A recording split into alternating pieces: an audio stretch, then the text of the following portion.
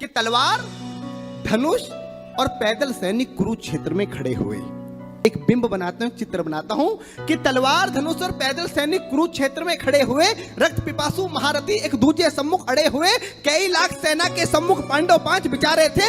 एक तरफ थे योद्धा सब, एक तरफ समय के मारे थे। महासमर की प्रतीक्षा में, महासमर की प्रतीक्षा में सारे ताक रहे थे जी, और पार्थ के रथ को स्वयं केशव हाँक रहे थे। रणभूमि के सभी नजारे देखने में कुछ खास लगे। माधव ने अर्जुन को देखा, अर्जुन उन्हें उदास लगे। कुरुक्षेत्र का महासमर एक पल में तभी सजा डाला। 5 जन्य उठा कृष्ण ने मुख से लगा बजा डाला। हुआ शंखनाद, जैसे ही सबका गर्जन शुरू हुआ, रक्त बिखरना हुआ शुरू और सबका मर्दन शुरू हुआ। कहा कृष्ण ने उठ पार्थ, कहा कृष्ण ने उठ पार्थ, और एक आंख को मीच जरा, गांडियों पर रख बाणों को, पृथ्वी को खींच जरा, और आज दिखा दे रणभूमि में, आज दिखा दे रणभूमि में योद्धा की तासीर। यहाँ इस धरती पर कोई नहीं अर्जुन के जैसा वीर, इस धरती पर कोई नहीं अर्जुन के जैसा वीर। यहाँ सुनी बात माधव की तो अर्जुन का चेहरा उतर गया। एक धनुर्धारी की विद्या मानो चूहा उतर गया। बोले पार्थ सुनो कान्हा, बोले पार्थ सुनो कान्हा, जितने ये सम्मुख खड़े हुए हैं, हम तो इनसे सीख सीख कर सारे भाई बड़े हुए हैं। इधर खड़े बाबा भीष्म ने मुझको गोद खिलाया है, गुरु द्रोण ने धनुष बाण का सारा ज्ञान सिखाया है, सभी भाई पर प्यार लुटाया कुंती मात हमारी ने, कमी कोई नहीं छोड़ी थी प्रभु माता गांधारी ने। ये जितने गुरुजन खड़े हुए हैं सभी पूजने लायक हैं, माना दुर्योधन दुशासन थोड़े से नालायक हैं। मैं अपराध क्षमा करता हूँ, अरे मैं अपराध क्षमा करता हूँ, बेशक हम ही छोटे हैं, ये जैसे भी हैं आखिर माधव सब ताऊ के बेटे हैं। ये जैसे भी हैं आखिर माधव सब ताऊ के बेटे हैं, और छोटे से भूभाग की खातिर हिंसक नहीं बनूंगा मैं। इंद्रप्रस्थ के इतने बड़े राज्य को एक धर्म से भटका हुआ योद्धा अर्जुन एक जमीन का टुकड़ा बताता है और भगवान से कहता है कि छोटे से भूभाग की खातिर हिंसक नहीं बनूंगा मैं, छोटे से भूभाग की खातिर हिंसक नहीं बनूंगा मैं, स्वर्ण ताकर अपने कुल का विध्वंसक नहीं बनूंगा मैं। अरे खून सने हाथों को होता राजभोग अधिकार नहीं, परिवार मारकर गद्दी मिले तो सिंहासन स्वीकार नहीं, परिवार मारकर गद्दी मिले तो सिंहासन स्वीकार नहीं। और रथ पर बैठ गया अर्जुन,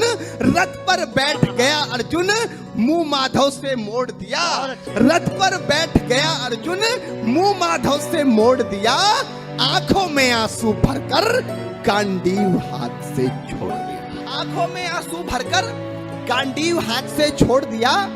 गांडीव हाथ से जब छूटा माधव भी कुछ अकुलाए थे।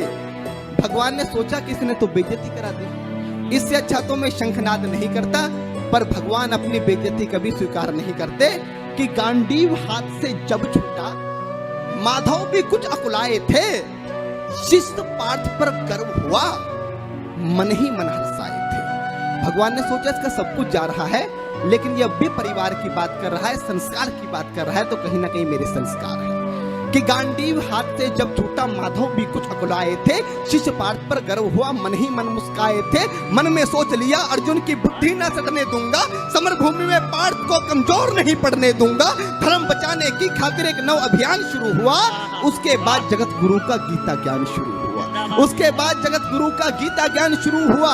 एक नजर में, एक नजर में, एक नजर में, एक नजर में रणभूमि के कण-कण डोल गए माधव। टकटकी बांधकर देखा अर्जुन, एकदम बोल गए माधव, पार्थ मुझे पहले बतलाते, ए पार्थ मुझे पहले बतलाते, मैं संवाद नहीं करता, पार्थ मुझे पहले बतलाते, मैं संवाद नहीं करता, तुम सारे भाइयों की खातिर कोई विवाद नहीं करता। पांचाली के तन पर लिपटी साड़ी खींच रहे थे वो, दोषी वो भी उतने ही हैं, जबड़ा भींच रहे थे जो, घर की इज्जत तड़प रही कोई तो टूक नहीं बोले, पौत्र बहू को नगन देखकर गंगा पुत्र नहीं खोले, तुम कायर बनकर बैठे हो, ये बात बड़ी बेशर्मी है। संबंध उन्हीं से निभा रहे जो लोग यहाँ अधर्मी है। हे पांडु के पुत्र, अरे हे पांडु के पुत्र, धर्म का कैसा कर्ज उतारा है। अरे शोले होने थे आंखों में पर बहती जलधारा है, शोले होने थे आंखों में पर बहती जलधारा है।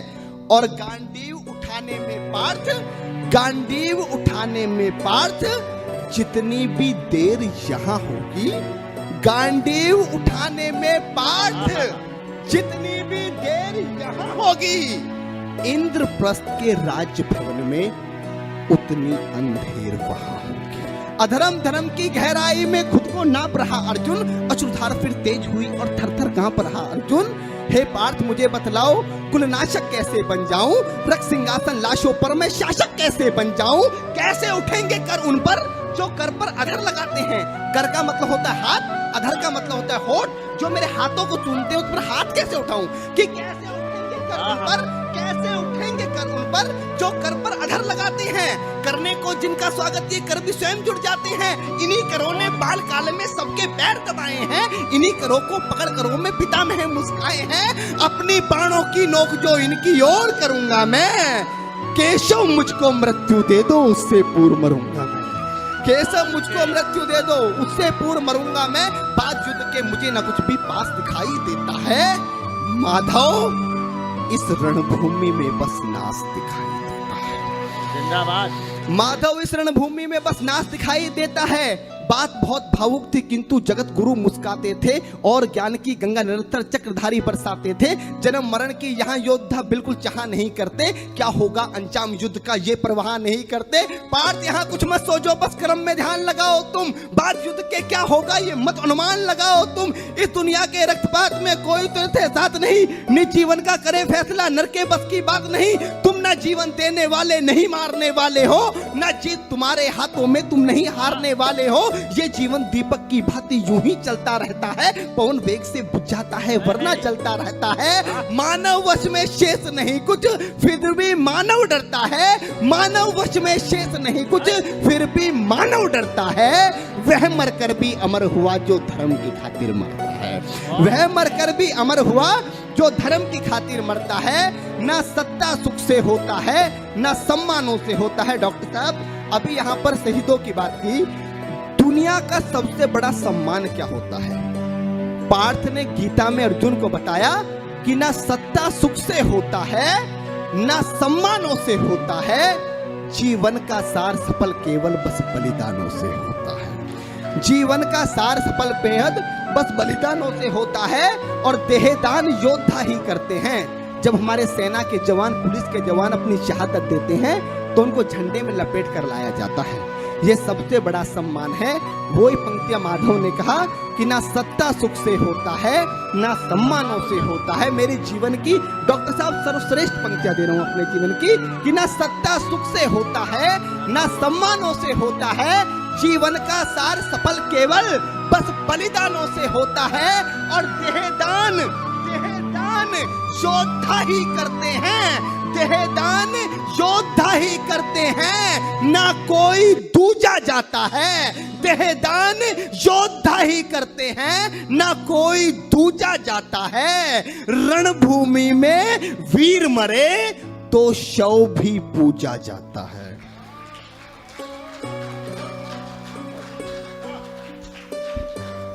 देहदान योद्धा ही करते हैं, ना कोई दूजा जाता है। रणभूमि में वीर मरे तो शव भी पूजा जाता है। और योद्धा की प्रवृत्ति जैसे खोटे शस्त्र बदलती है। कविता की एक सर्वश्रेष्ठ पंक्तियां देता हूं, क्योंकि गीता में भगवान कृष्ण बताना क्या चाह रहे थे कि योद्धा की प्रवृत्ति जैसे खोटे शस्त्र बदलती है। पंक्ति पर आपका ध्यान चाहूंगा कि योद्धा की प्रवृत्ति जैसे खोटे शस्त्र बदलती है, वैसे मानव की दिव्य आत्मा दैहिक वस्त्र बदलती है। वैसे मानव की दिव्य आत्मा दैहिक वस्त्र बदलती है।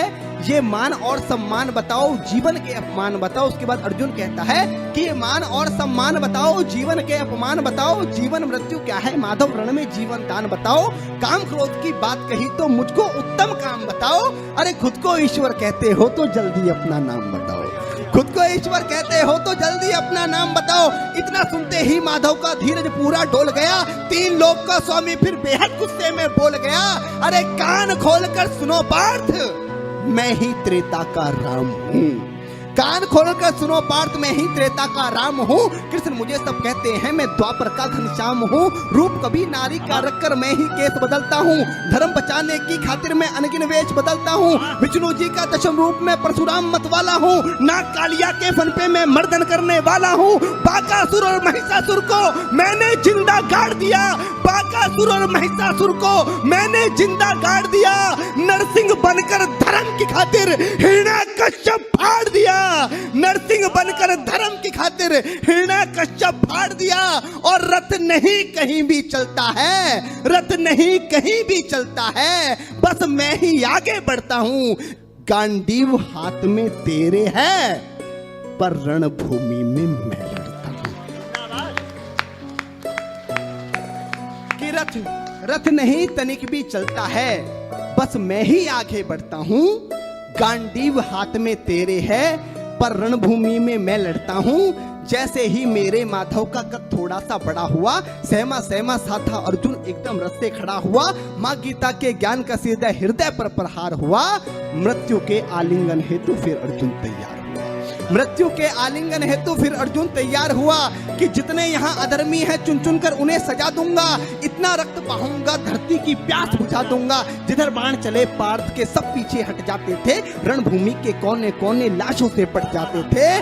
धर्मराज के शीश के ऊपर राज मुकुट की छाया थी। भगवान ने युद्ध जितवा दिया। युधिष्ठिर का राज अभिषेक हुआ। कविता की अंतिम दो पंक्तियां कि धर्मराज के शीश के ऊपर राज मुकुट की छाया थी, पर सारी दुनिया जानती थी ये बस केशव की माया थी। कि धर्मराज के शीश के ऊपर राज मुकुट की छाया थी, पर सारी दुनिया जानती थी ये बस केशव की माया थी। और धर्म किया स्थापित जिसने, धर्म किया स्थापित जिसने, दाता दया निधान की जय। हाथ उठाकर सारे बोलो चक्रधारी भगवान की जय।